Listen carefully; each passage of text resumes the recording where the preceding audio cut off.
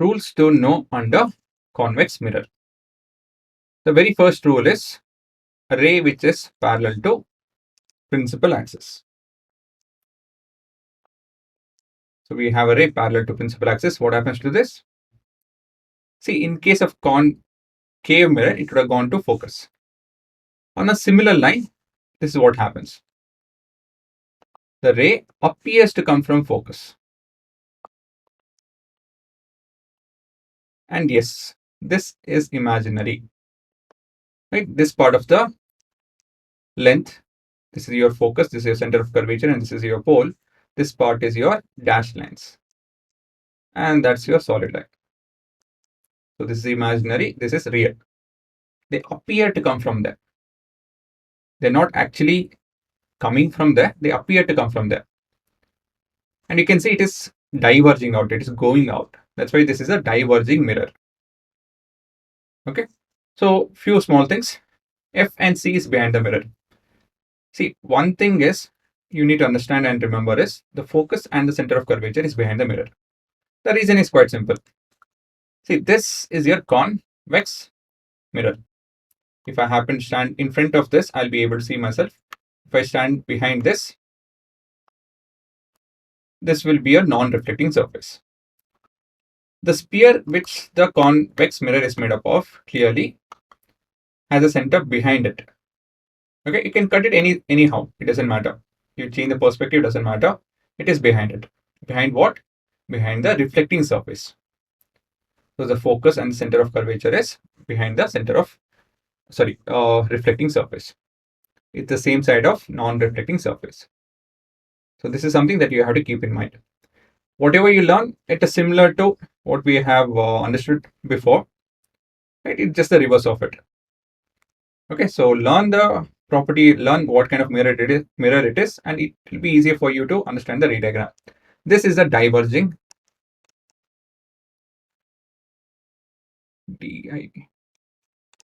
diverging mirror. Okay, so since it's diverging, the light will move away from the focus. If it's converging, it will move towards the focus, right? So now you understood why a concave mirror is converging and this is diverging. So the next thing is proof and the logic. I'm not going to take too much of time of yours because we are already done with concave mirror, the very details and everything. So I'll just rush through over here. This will be your radius basically.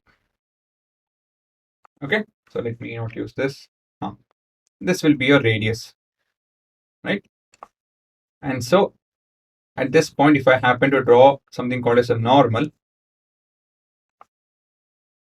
okay, so this will be your mirror. And this is your radius.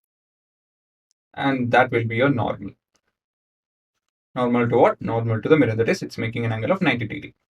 So angle of incidence is equal to angle of reflection. I is equal to R. Same logic, same thing, is no difference. So let me show it over here. So I'll make the spherical mirror disappear. Now say I have a light falling at somewhere over here. So we have the plane mirror at this point, something like this. So can you imagine a ball coming and hitting parallel? What will happen? It will bounce back something like this, is it not? Right? And this will be the normal. You can imagine all of that, right? This will be a normal. I've not done it, but yeah, again, I told you, let's not waste too much of time. You already know all of it. So this, you can imagine a perpendicular. Angle of incidence will be equal to angle of reflection. So it will bounce away. That's the whole point.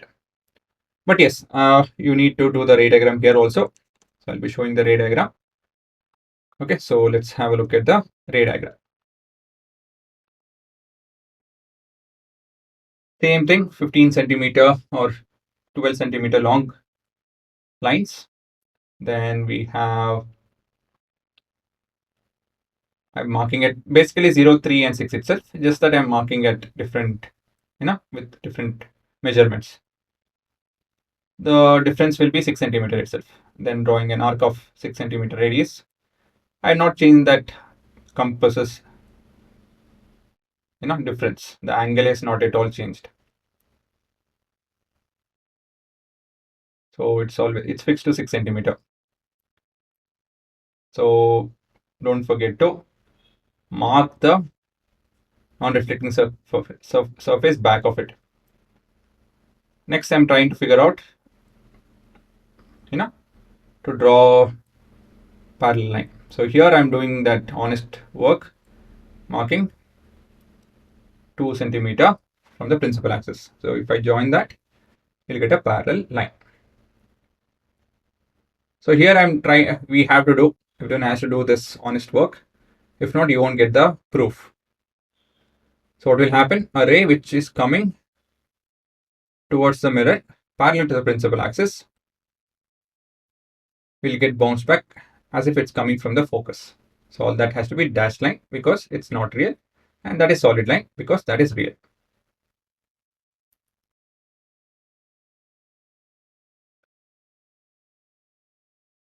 Okay, so that is basically your diagram. Next part is your proof.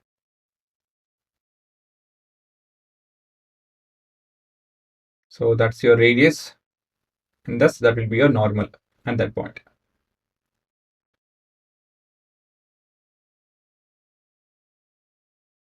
Right? So if not if, I will do that. Now we'll measure the angle.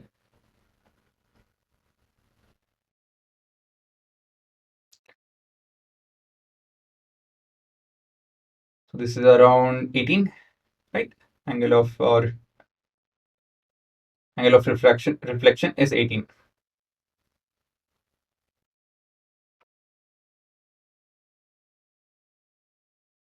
And obviously angle of incidence also will be 18. But yes, I'll show you the proof as well. So clearly you guys can see that is also 18. Oh, it's coming out to be 19.